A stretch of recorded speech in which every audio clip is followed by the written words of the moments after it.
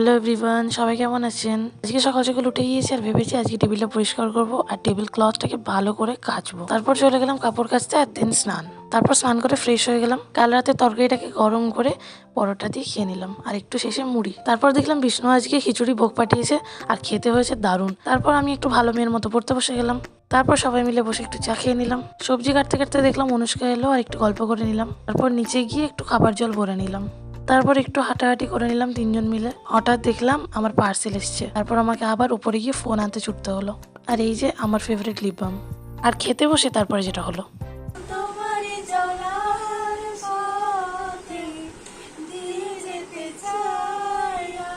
তারপর উর্মি আমাকে সাজিয়ে দিল নানা রকম পদ। আর এগুলো ফাটাতে কে কে পছন্দ করেন অবশ্যই কমেন্টে জানাবেন। তারপর আমরা সবাই একটু ভূত হয়ে গেলাম আর মুখ ধুয়ে আসার পর উর্মি একটু অয়েল ম্যাসাজ করে দিল। তারপর এই ভদ্র লুকটা ক্রিয়েট করে দিল। আমি পড়াশোনা করি, আবার দেখা হবে নতুন ভিডিওতে। বাই।